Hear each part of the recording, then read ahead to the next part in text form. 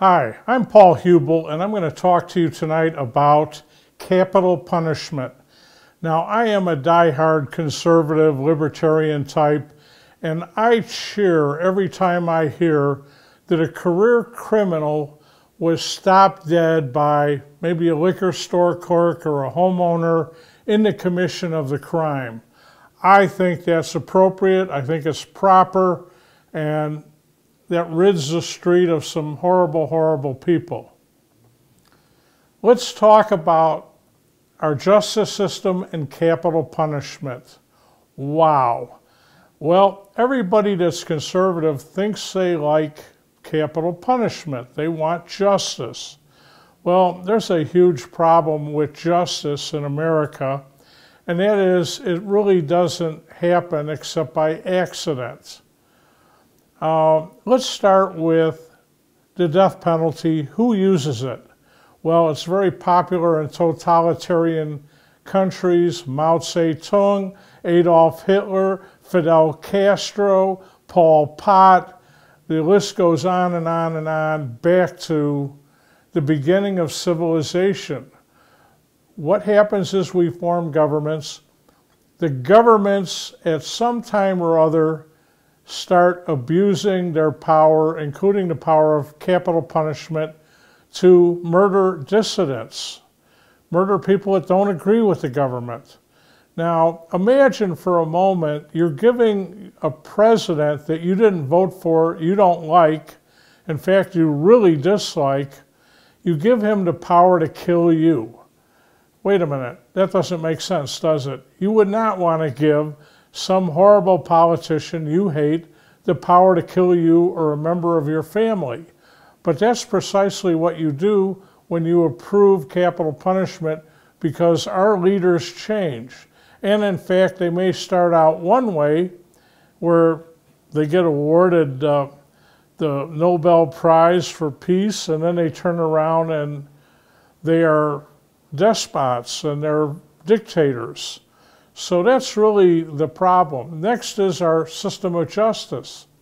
Well, we talked about career criminals, and I don't have a big problem if we execute a career criminal, but there is an amazing amount of people on death row that have never been convicted of any crime except the capital crime that they've been convicted of. Oh my God.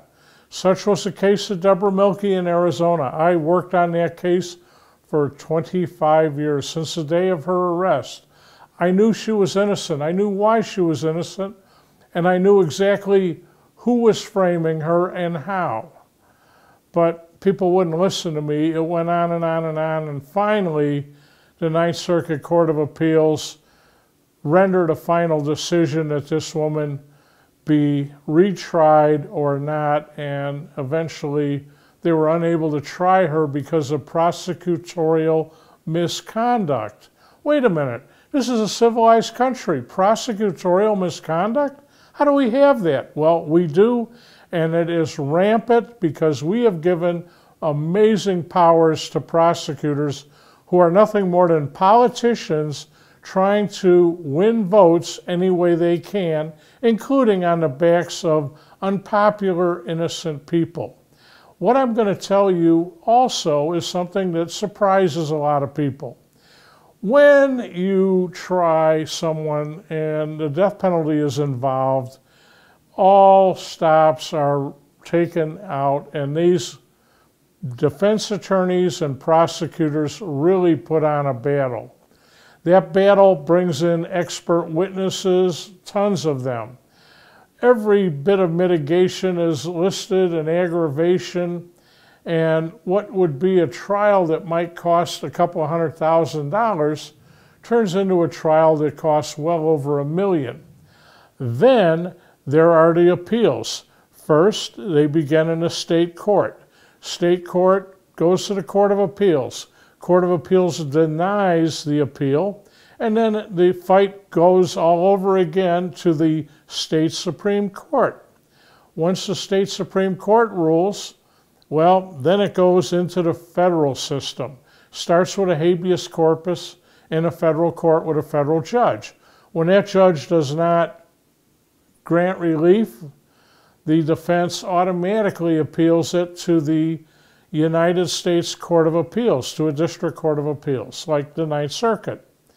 Well, that goes on and on and on, and it just takes years and years and years. Finally, the Circuit Court of Appeals in the federal system renders a decision, and from there, it goes to the Supreme Court. Now, a lot of cases don't go to the Supreme Court, but if you have a death penalty case, yeah, it's going. And when it goes, believe me, the taxpayers are taking a bath. Not only are they paying for the prosecution of this thing, they're paying for the defense. They're paying for all of the defense. And it goes on and on and on. So realistically, every time they seek the death penalty, the taxpayers are taking a bath for several $1,000,000. Is it worth it? No, it's not. Not only is it not worth it, we don't want to give that power to a government that we know can go bad, because it happens. It happens all the time. So if you're really a conservative, you really need to think about limiting government's power, particularly over their own citizens. That is taxation, taking away freedoms, and certainly the ability to strap them down and kill them. Now again, it's one thing for a liquor store owner to open fire on an armed robber or a homeowner, but for uniformed men to take a man out of his cell, chain him up, and drag him to a death chamber, strapping him down where he is killed, there's not too much heroics involved in that, is there? And in fact, it's a disgusting thing that's happening. Now, I believe in life without parole. There's no reason to let people out that are dangerous. That is, at some point, they're in nursing home care, they're in wheelchairs, they're blind, they're deaf. It probably doesn't serve any purpose to keep them in prison anymore, but to remove them to a private setting. But the death penalty is wrong for so many reasons and on so many levels. Again, do you trust the politician that you hate the most with the ability to murder you or your family through legal mumbo jumbo? And that's really what it turns into. Anyway, I'm Paul Huebl. That's my opinion. Thank you for listening.